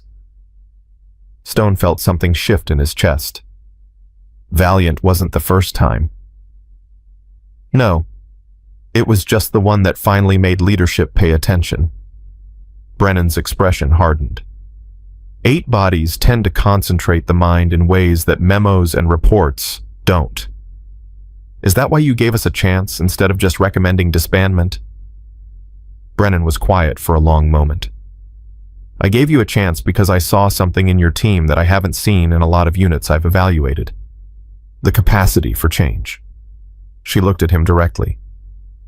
When I walked into your mess hall, I expected exactly what I got. Arrogance, hostility, the assumption that I was nobody because I didn't fit your image of someone important. And we delivered. You did. Spectacularly. A ghost of a smile crossed her face. But then something happened that I didn't expect. When you realized how badly you'd failed, you didn't make excuses. You didn't try to minimize what happened or shift blame to others. You looked at yourself honestly and asked how you could be better. Stone remembered that conversation in his quarters, the long night of self-examination that had felt like surgery without anesthesia. That's rare, Commander. Ego is the last thing most operators are willing to sacrifice. The fact that you were willing to sacrifice yours and push your men to do the same told me that maybe, just maybe, there was something worth saving here. She started walking again, and Stone fell into step beside her. Tomorrow's exercise isn't really about success or failure. It's about showing me that the changes I've seen are real, that they'll hold up under pressure, that when the mission goes sideways, and it will go sideways, your team will reach for cooperation instead of competition. And if we don't, then I'll know that this week was theater, performance for my benefit, and my report will reflect that. Stone nodded slowly. We won't let you down, ma'am. Brennan stopped walking and turned to face him. Don't do it for me, Commander. Do it for the 8 people who died because units like yours couldn't get out of their own way. Do it for all the operators who will die in the future if this kind of training doesn't become standard across the special operations community. Her eyes held his in the darkness. Do it because it's right, not because someone's watching. She walked away, leaving Stone alone with the weight of everything she'd said. Tomorrow would determine everything. And for the first time in his career, Derek Stone understood that success wasn't measured in completed missions or enemy kills. It was measured in the lives of the people standing beside you. The final exercise began at 0400 hours under a sky that hadn't yet decided whether to offer light or keep its secrets. 100 operators stood in integrated formations, the boundaries between service branches deliberately blurred by Brennan's reorganization. SEALs stood shoulder to shoulder with Rangers. Marines coordinated with Air Force PJs. The rivalries that had defined their careers meant nothing here. Only the mission mattered. Brennan faced them with the bearing of someone who had done this 100 times before and never stopped caring about the outcome. The scenario is as follows. A joint special operations element has been ambushed during a classified mission. 12 operators are trapped in hostile territory with dwindling ammunition, multiple casualties, and no extraction timeline. Your objective is to reach them, establish a defensive perimeter, treat the wounded, and coordinate extraction. Since she paused, letting the weight settle. The catch is that you won't know which operators are trapped until you reach the objective. They could be SEALs, Rangers, Marines, Air Force. The question is whether that will affect how hard you fight to save them. Stone felt the words land in his chest. This wasn't a test of capability. This was a test of character. You have 8 hours, Brennan continued. At the end of that time, every operator who reaches the extraction point alive will be evaluated. Every operator who doesn't will be listed as a training casualty. She looked across the assembled faces. 8 hours, gentlemen. Show me who you really are. The first 2 hours were brutal. Stone led a mixed element through terrain that seemed specifically designed to break them. Every advantage they tried to exploit became a trap. Every shortcut led to ambush positions. Every moment of hesitation cost them ground they couldn't afford to lose. Kowalski moved at Stone's right shoulder, his injured wrist forgotten in the intensity of the operation. The man who had grabbed Brennan in the mess hall 4 days ago was gone, replaced by someone harder, more focused, stripped of the arrogance that had nearly destroyed his career. Contact front, Torres called over the radio. Heavy resistance. We're pinned. Stone assessed the situation in seconds. Torres's element was caught in a crossfire that would shred them if they tried to advance. The obvious solution was to go around, find another route, abandon the position to avoid casualties. But abandoning Torres meant abandoning the mission timeline. And abandoning the timeline meant the trapped operators wouldn't survive. Webb, I need your Rangers to flank left, draw their fire while we push through the center. That's a suicide run, Commander. We'll lose half my element. Do you trust me? The question hung in the air for 3 heartbeats. Yeah, Webb said finally. I trust you. Then trust that I won't waste your people. Flank left, draw their fire, but don't engage directly. I just need them looking the wrong direction for 30 seconds. Webb was quiet for a moment. 30 seconds. Don't make me regret this. The flanking maneuver worked. Webb's Rangers drew the simulated enemy attention while Stone led his SEALs through a gap that shouldn't have existed. They broke through the kill zone with minimal casualties, linking up with Torres's element and pushing toward the objective. But the success came at a cost. 2 Rangers had been tagged as casualties during the distraction. Webb knelt beside their marked positions, his expression tight with a frustration that Stone recognized all too well. "They'll be fine," Stone said. "It's training." "I know." Webb stood up, checking his weapon with mechanical precision. "But in a real operation, those would be my people, my responsibility. That's why we're here. So when it's real, we do it better." Webb looked at him for a long moment. 3 days ago, I wanted to kill you for what your team did to Brennan. I know. Now I'm following you into a simulated war zone and trusting you with my Rangers' lives." Webb shook his head slowly. "People can change. I didn't believe that before." "Neither did I." They moved out together, SEAL and Ranger, pushing toward an objective that would test everything they'd learned and everything they'd become. The trapped operators were exactly where the intelligence had indicated, but nothing else was what Stone expected. The 12 personnel pinned down in the defensive position weren't random training casualties. They were real operators, men and women Stone recognized from different units, different branches, different eras of special operations. And at the center of the position, coordinating the defense with the calm precision of someone who'd done this 1,000 times before, stood Margaret Brennan. Stone felt his heart stop. "She's the package," he breathed. "She's been the package the whole time." The realization hit everyone simultaneously. The woman who'd been evaluating them, teaching them, breaking them down, and building them back up, she'd placed herself in the center of the most dangerous position in the entire exercise. If they failed, she would be listed as a training casualty. Brennan looked up as Stone's element approached, and something flickered in her expression. Recognition. Evaluation. The clinical assessment of someone who was about to learn whether her investment had been justified. "Commander Stone, took you long enough." "We had some obstacles, ma'am." "I know, I designed them." She gestured to the wounded operators around her. "We have 4 critical, 3 moderate, 5 ambulatory. Extraction point is 3 kilometers east. Enemy reinforcements are inbound." Stone processed the tactical situation in seconds. "How long until they arrive?" 47 minutes. It wasn't enough time. Even with 100 operators moving 12 casualties across 3 kilometers of hostile terrain in 47 minutes was borderline impossible. Unless they worked together. Unless they trusted each other completely. Unless everything they'd learned in the past 4 days actually meant something. "All elements," Stone said into his radio, "converge on my position. We're getting everyone out. No one gets left behind." The extraction became a masterclass in what joint operations could achieve when ego stepped aside. SEALs carried wounded Rangers. Marines provided security for Air Force medics. Every service branch worked in perfect concert, their differences meaningless in the face of a common objective. Stone found himself working alongside Kowalski to transport a wounded Marine sniper whose leg had been tagged as a simulated fracture. The wait was brutal, the terrain unforgiving, but neither man complained or slowed. "Chief," Stone said between labored breaths, "when this is over, I want you to know something." "Sir, what happened in the mess hall, the way you treated Brennan, I should have stopped it before it started. I saw the same assumptions you made, and I didn't question them." Kowalski was quiet for a moment. "We all made those assumptions, sir. But I'm the commander.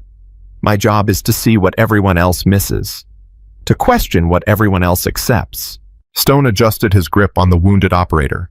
"I failed at that job, and I won't fail again." "Neither will I, sir." They pushed forward together, SEAL commander and SEAL enforcer, united by something stronger than rank or rivalry. The shared understanding that their assumptions had almost destroyed them, and the shared commitment to never let that happen again. Enemy contact came at the 30-minute mark. The simulated reinforcements hit their column from 2 directions, simultaneously threatening to split their formation and isolate the casualty carriers. Chaos erupted as operators scrambled to establish defensive positions while protecting the wounded. "We're going to lose people," Webb shouted over the gunfire. "We can't hold this." "We hold it," Stone shouted back. "We hold it until everyone is through." The next 12 minutes were the longest of Stone's career. He watched operators from 4 different service branches stand shoulder to shoulder against impossible odds. SEALs provided suppressive fire while Rangers dragged casualties to cover. Marines flanked the enemy position while Air Force PJs kept wounded operators stable under fire.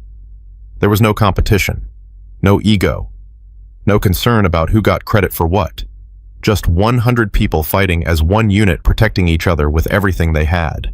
And at the center of it all, moving between positions, coordinating response, keeping everyone focused on the objective, was Margaret Brennan, the woman they'd dismissed as a Pentagon bureaucrat, the woman they'd tried to intimidate, the woman who was now risking her own safety to ensure that every operator under her command made it to extraction.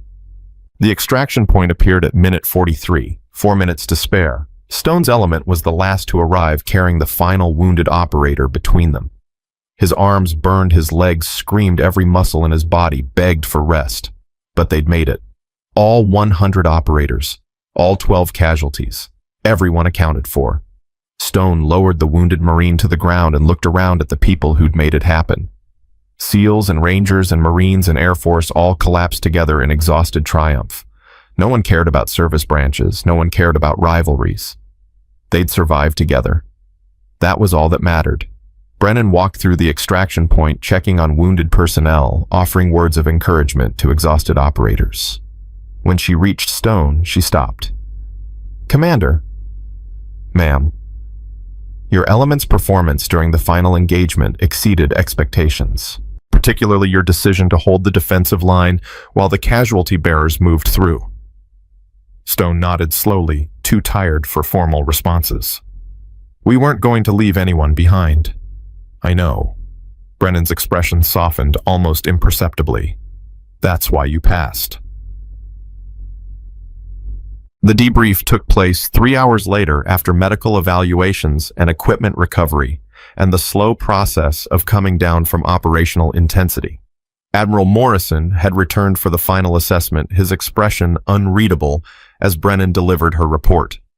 "Based on my evaluation of SEAL Team 5 over the past 72 hours, she said, I am amending my preliminary recommendation. The unit should be removed from probationary status and returned to full operational readiness." Stone felt something release in his chest that he hadn't realized he'd been holding. "Furthermore," Brennan continued, "I recommend that Commander Stone be designated as a lead instructor for the new Joint Special Operations Integration Program. His demonstrated ability to subordinate ego to mission effectiveness makes him uniquely qualified to teach other unit commanders." Morrison nodded slowly. "Commander Stone, do you accept this assignment?" Stone looked at his team. At Kowalski, who'd transformed from antagonist to advocate. At Torres, who'd learned that intelligence could come from anywhere. At Park, who'd proven that instinct sometimes mattered more than experience. "Yes, sir, I accept." "Very well." Morrison turned to address the assembled operators. "What happened here this week will become a model for inter-service cooperation across the special operations community. The lessons you've learned, the transformation you've demonstrated will save lives for decades to come." He paused, his expression hardening. "But don't mistake this for an ending. This is a beginning. The work continues every day, in every operation, in every interaction with fellow operators, regardless of their service branch. The moment you forget what you learned here is the moment you become the problem again." His gaze swept across the formation. "Dismissed." Demo. Stone found Brennan 30 minutes later standing alone at the edge of Training Area Delta. "Ma'am, may I have a moment?" Brennan turned, her expression neutral but not unwelcoming. "Commander, I wanted to thank you, not just for the second chance, but for," he struggled to find the right words, "for showing us what we couldn't see about ourselves. That's my job." "No." Stone shook his head. "Your job is to evaluate units and write reports. What you did here was something different. You invested in us. You believed we could change when we hadn't given you any reason to believe that." Brennan was quiet for a long moment. "Do you know why I came to Coronado personally, Commander? Why I didn't just send a representative to conduct the evaluation? No, ma'am. Because of Objective Valiant. Because of the 8 people who died." Her voice carried a weight that spoke of personal connection. "One of them was my nephew, 26 years old, Army Ranger, killed because a SEAL team leader decided that coordination was less important than credit." Stone felt the words hit him like physical blows. "I didn't know. Nobody knows. I requested the assignment be classified to avoid accusations of bias." Brennan's expression hardened. "But every time I evaluate a unit like yours, every time I see the arrogance and the ego and the assumption that other service branches don't matter, I see Michael's face. I hear his voice asking why nobody came to help him." Her eyes met Stone's with uncomfortable intensity. "That's why I do this, Commander. Not for reports or evaluations or career advancement. I do it because somewhere right now there's another 26-year-old operator whose life depends on whether the people around him can put ego aside and work together." Stone stood in silence, processing the weight of what she'd shared. "I'm sorry about your nephew. Don't be sorry. Be different." Brennan's voice softened. "What happened to Michael can't be undone, but what happens to the next operator in his position that's still being written? You have the power to change that story, Commander. You and everyone you train from this point forward." She extended her hand. "Make his death mean something. That's all I ask." Stone took her hand, feeling the calluses and scars that spoke of decades of service most people would never know about. "I will, ma'am. I promise." 3 months later, Stone stood in front of a new class of Special Operations personnel representatives from every service branch gathered for the first iteration of the Joint Integration Program. The room was filled with the same kind of arrogance he recognized from his own team 3 months ago. The same assumptions, the same certainties that would crumble the moment they faced real pressure. "Welcome to integration training," he said. "Over the next 72 hours, everything you think you know about special operations is going to be tested. Some of you will fail. Some of you will surprise yourselves. All of you will be changed." A hand went up in the back row, a young SEAL petty officer with the swagger of someone who'd never been truly humbled. "Sir, with respect, what makes you qualified to teach this course? You're a SEAL. Why should Rangers and Marines listen to SEAL doctrine?" Stone smiled. It was the same question he would have asked 3 months ago. "Because I'm not teaching SEAL doctrine, petty officer. I'm teaching something I learned from a 54-year-old woman who dismantled my entire team in 43 minutes and then showed us how to become something better than we'd ever been." He looked around the room. "Her name is Margaret Brennan.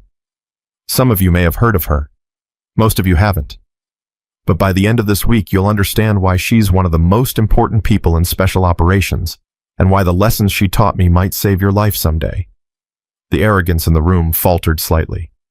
"Now," Stone continued, "let's begin with the hardest lesson, the one about assumptions." In an office at JSOC headquarters, Margaret Brennan reviewed the evaluation reports from Stone's first training cycle. The results were better than she'd expected. Unit cooperation scores had improved 37% across all participating elements. Inter-service friction incidents had dropped by half. Most importantly, the operational effectiveness of joint teams had increased by margins that made the statisticians double-check their calculations. Change was possible. She'd proven it at Coronado. Stone was proving it now with every class he taught. And somewhere in training areas and mess halls and briefing rooms across the military, the ripples were spreading. The next generation of operators was learning that strength didn't come from dominance or competition. It came from the willingness to trust people who were different from you, to question your own assumptions, to recognize that the person standing beside you might know something you didn't. Brennan closed the report and looked at the photograph on her desk. Michael in his army dress uniform, smiling at the camera with the confidence of a young man who believed he was invincible. "It's working," she said quietly. "It's finally working." She stood and walked to the window, looking out at a military installation that represented the best and worst of what armed forces could be. Somewhere on that base, new operators were being trained to avoid the mistakes that had killed her nephew. Somewhere, unit commanders were learning that ego was the enemy of mission success. Somewhere, the culture was shifting slowly, painfully, but undeniably. Not fast enough. Never fast enough. But progress nonetheless. Brennan returned to her desk and opened the next file, another unit evaluation, another opportunity to identify the assumptions and arrogance that got people killed. The work never ended. But that was okay, because as long as there were young operators like Michael who deserved better than death by friendly negligence, Margaret Brennan would keep fighting, one unit at a time, one lesson at a time, one transformation at a time. 6 months after Coronado Stone received a letter from an operator he'd trained in the first integration class. The man was a Marine captain now commanding a joint element in an operation that remained classified. The letter was short.